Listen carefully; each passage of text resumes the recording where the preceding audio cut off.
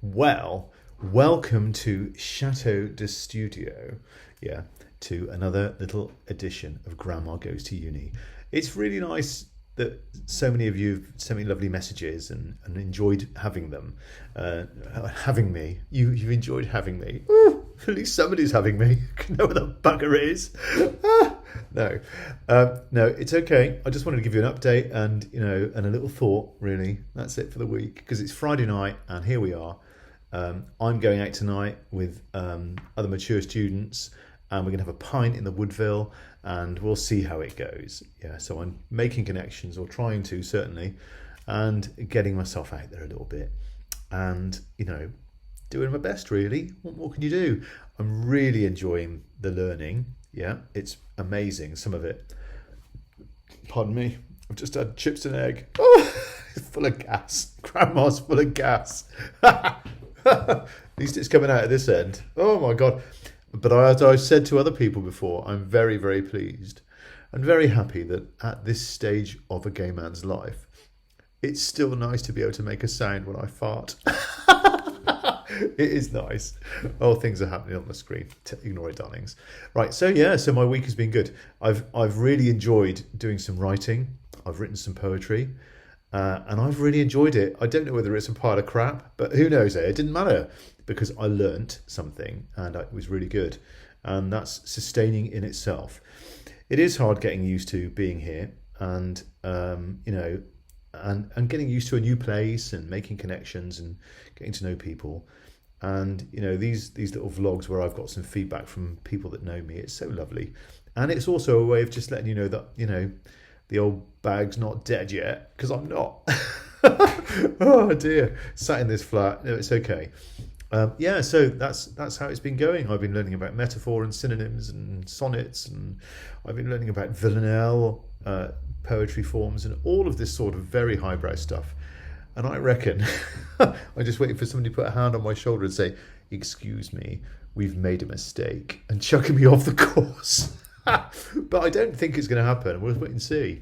It's going all right so far. The work's going okay, and it's not too bad. Yeah, it's okay. I'll get used to it, and it's fine. So really, that's my week. Really, I joined Amnesty International. I went out on an Amnesty social on Monday, and really nice people that I met there. Really, really like-minded people like me, and it was really good. And we went to a Caribbean restaurant called the Aya Shack in Cardiff, just down the road from me, and it was really nice, and I had a lovely meal and really good chat, really good laugh, some really nice students. Grandma is the oldest student in the world at the moment though. I am. It's the way it goes though, isn't it? You can't do anything about it. Yeah, but that was a good night. And I went out for a drink last week, and I had a really nice time with a friend called Tom who was out. And we met a load of archaeologists, and they were wonderful. They're such fun, digging things up. Yeah, physical historians. That's what they are. Yeah, amazing people. And I got chatting to a really nice girl called Jessie from Florida, and Jessie is wonderfully bonkers, a bit like me.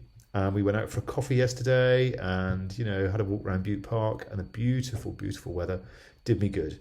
So some good things happening. Yeah, and all during this time while I'm trying to adjust. And that's good, and that's what you got to do, really, isn't it? I think you've got to try your best, and so I am, yeah. And for all of you good folk out there, yeah, in the southwest of England, yeah, who I know so well, those of you in Somerset and those of you in Dorset, God bless you. Thank you for keeping in touch. It's really helping, and I really appreciate it. Thank you. Sad case that I am, and for all those of you that are in the southwest of England, yeah. I just thought I would give you a little blast from the past for your thought to end the week. It's not a thought, it's just a bit of a song. And some of you have seen me do this before, right? You think, you sad old bastard, you're doing it again. Well, I am, yeah? And I'm going to see if I can remember the words, because I don't know whether I can. All right, but here we go. Right, for those of you in the southwest of England, right? Yeah, that talk like this, because you all do. Now I've moved away, I know what it sounds like, right? It's like that. Yeah? Yeah. No, it's not. But do you remember this? Do you remember this?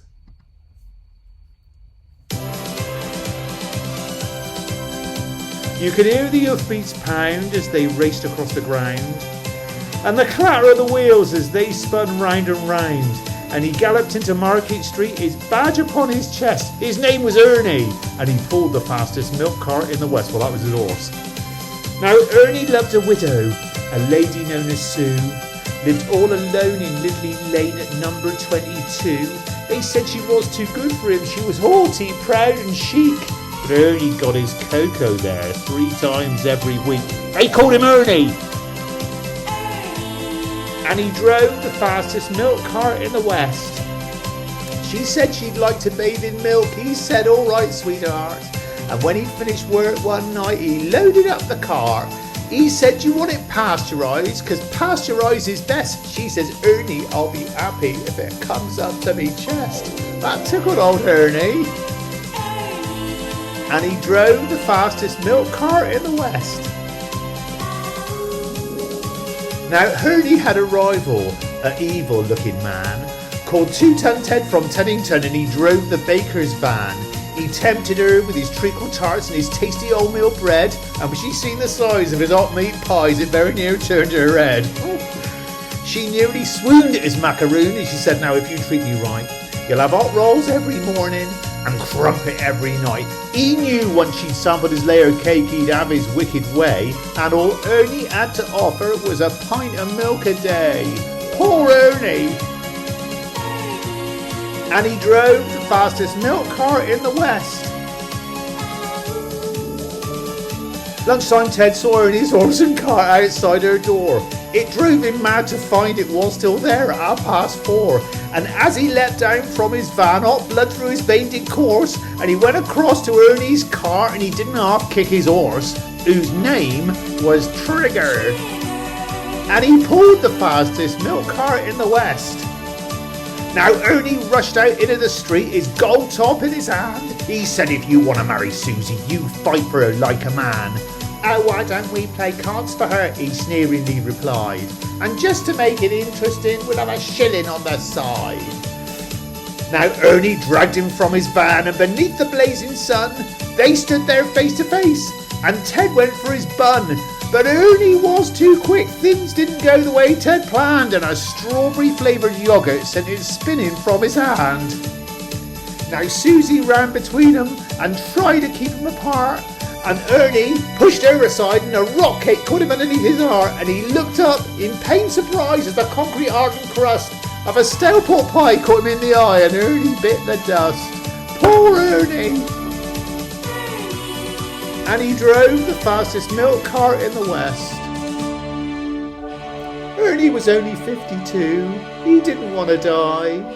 Now he's gone to make deliveries in that milk round in the sky, where the customers are angels and ferocious dogs are banned, and a milkman's life is full of fun in that fairy dairy land. But a woman's needs are manyfold, and soon she married Ted. But strange things happen on their wedding night as they lay in their bed. Was that the trees a-rustling, or the hinges of the gate? Or Ernie's ghostly gold tops are rattling in their crate? They won't forget Ernie! And he drove the fastest milk cart in the West. There we go. And that's the end of that. Now I've got to stop it all and make sure. I hope you enjoyed that. And for those of you from the southwest of England who don't talk like me, now that... Pardon me. Don't talk like me now. I'm in Cardiff and I'm getting my voice ready for when I go out shopping, and try not to be caught out by people who's thinking, ooh, is that English bastard coming in here with his fucking money? Oh, swearing again and all that. Yeah, no. Anyway, I hope you enjoyed that, and please keep in touch, and, hopefully I'll see some of you soon. Have a lovely weekend.